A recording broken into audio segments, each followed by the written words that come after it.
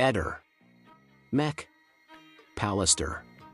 4 anni dopo, il caso Liliana Resinovic è ancora lì, piantato nel cuore di Trieste come un chiodo che non si lascia estrarre. La mattina del 14 dicembre 2021 Liliana, 63 anni, scompare nel nulla.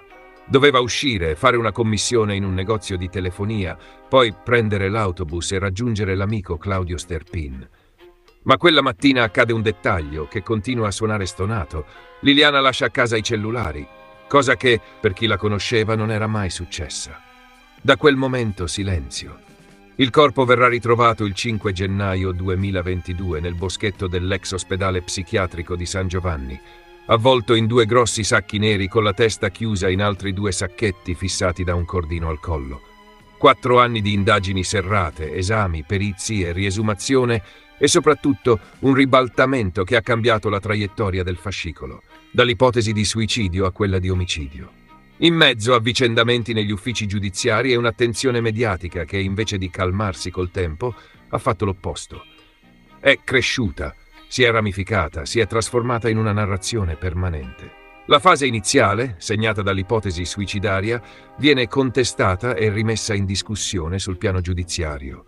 Quando viene prospettata l'archiviazione, il giudice per le indagini preliminari indica una direzione diversa, tracciando numerosi punti da approfondire e imponendo di fatto un cambio di passo. L'inquadramento come omicidio. Oggi l'indagine procede in stretto riservo, con un unico indagato per omicidio, il marito Sebastiano Visintin, che continua a dichiararsi innocente. Al cimitero di Sant'Anna resta il segno della memoria, mentre i resti sono conservati a Milano, in attesa che questo caso smetta di essere un romanzo a puntate e diventi finalmente una verità. Il paradosso è evidente: più passa il tempo, più la storia sembra riempirsi di voci. E non sempre sono voci utili. Protagonismi, strategie difensive, interventi mediatici, ricostruzioni parallele.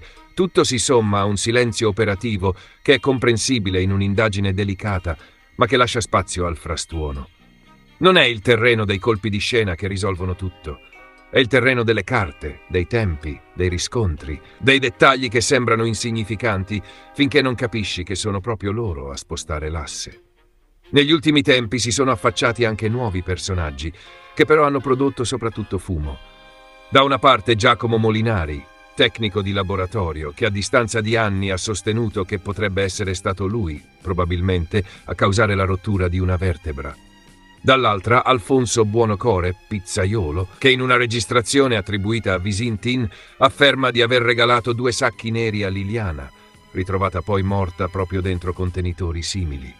Una testimonianza che si inserisce in un periodo segnato anche da passaggi giudiziari rilevanti, con decisioni intervenute sul ricorso presentato dai legali di Visintin. Eppure, mentre fuori si discute, dentro si lavora. Ed è qui che si percepisce una possibile svolta. Potrebbero emergere nuovi elementi. Non filtrano dettagli, ma l'impressione è che i prossimi mesi possano portare riscontri utili in un senso o nell'altro. Non rivelazioni miracolose, quanto un lavoro più prosaico e decisivo. Tempi tecnici, deposito di atti, incastri che richiedono pazienza. La strada scelta per arrivarci è quella più solida e anche la meno televisiva. Analisi al dettaglio. In altre parole, tutto viene passato al setaccio. Telecamere di qualsiasi tipo, tabulati telefonici, consulenze informatiche e verifiche incrociate. Il senso è semplice. Se il caso è diventato un labirinto, l'unico modo per uscirne è smettere di seguire le impressioni e ricominciare a seguire i dati. In questo ritorno ai fondamentali c'è anche una domanda che pesa. Quanto senso ha continuare a inseguire la presunta manipolazione dei video della GoPro? Se la morte di Liliana viene collocata in una finestra ravvicinata alla colazione e alcuni filmati risultano girati ben dopo. Non esiste una risposta che chiuda la questione, ma la domanda ha un merito. Costringe a rimettere in ordine la cronologia, a separare ciò che è centrale da ciò che è solo rumoroso. Dentro questo quadro si inserisce anche un nodo tecnico che merita più attenzione di qualsiasi indiscrezione: la questione dell'aspirina che non c'è.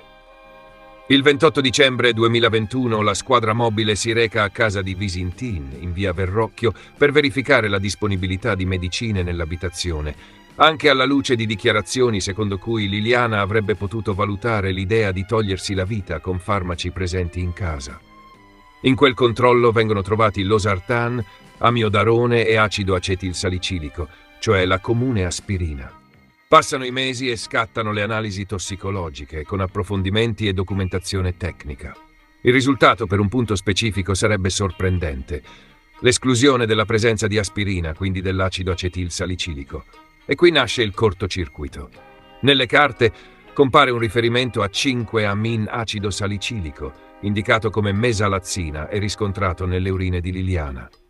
Il problema è che quel passaggio nella lettura finirebbe per trasformarsi in aspirina. E quando una sostanza diventa un'altra, non è un dettaglio, è un'interferenza che può spostare deduzioni, priorità e perfino scenari. La parte più spigolosa arriva subito dopo. La mesalazzina, secondo la ricostruzione, nell'abitazione non ci sarebbe stata. È un farmaco ottenibile con ricetta e non risulterebbero patologie note tali da giustificarne l'assunzione in casa. Da qui la domanda che brucia: se quel principio attivo compare nelle analisi, dove e quando Liliana lo avrebbe assunto?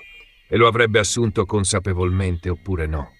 È un interrogativo che non riguarda solo il laboratorio, riguarda la cronologia delle ultime ore e la possibilità di ricostruire spostamenti e contatti con maggiore precisione. C'è poi un'ulteriore criticità: l'ipotesi che la lettura errata possa essere stata ripresa anche in elaborati tecnici successivi, diventando una specie di effetto domino. Se un equivoco entra in una catena di documenti, il rischio non è solo l'errore in sé, ma la sua capacità di condizionare ragionamenti successivi, di rinforzare ipotesi fragili o di indebolire piste solide.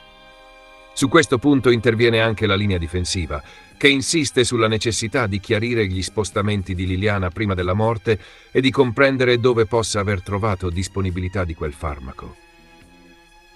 Se davvero è emerso in sede di analisi. L'idea è semplice: prima di trarre conclusioni bisogna sapere da dove arriva quel dato, perché quel dato cambia le domande. Il nodo però si incastra con un altro buco. Non risulta una testimonianza chiara che indichi con precisione il contenuto della colazione del 14 dicembre. E la ricostruzione delle ultime ore su aspetti così delicati ha vissuto anche criticità legate a valutazioni medico-legali non coincidenti nel tempo e a letture successive che hanno messo in discussione passaggi precedenti. In pratica, la cronologia, anziché consolidarsi col tempo, è diventata terreno di contestazione. E come se non bastasse, c'è un dettaglio che torna come un chiodo fisso: l'uvetta mai digerita, elemento che potrebbe avere un peso temporale. Accanto a questo, l'osservazione che la mesalazzina potrebbe essere smaltita anche in meno di 2 ore, elemento utilizzato per restringere la finestra temporale e per sostenere che l'assunzione non possa essere collocata troppo indietro. In altre parole, se la finestra si stringe, ogni errore di lettura diventa ancora più pericoloso. Sul piano umano, intanto, il tempo non cura niente. Il fratello di Liliana, Sergio Resinovic, ha raccontato che la sorella gli manca e che dopo 4 anni la vita resta sospesa in attesa di una risposta. Ha espresso un rimpianto che colpisce proprio perché è concreto. Il 14 dicembre chiamò per avere notizie e quando seppe che Liliana era uscita senza cellulari, oggi dice che quel dettaglio avrebbe dovuto metterlo subito in allarme.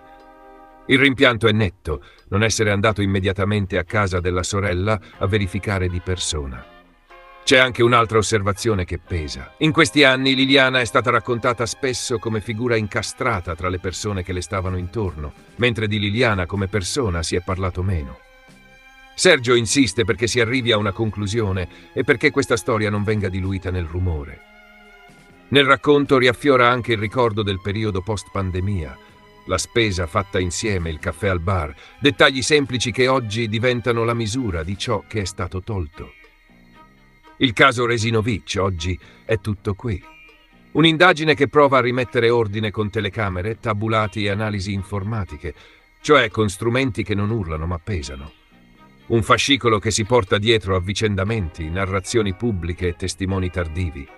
E in mezzo un nodo tecnico potenzialmente enorme. Un'aspirina che risulta non esserci, una mesalazzina che compare senza una spiegazione limpida, una colazione non fissata con chiarezza e un indizio alimentare che continua a bussare alla porta del tempo.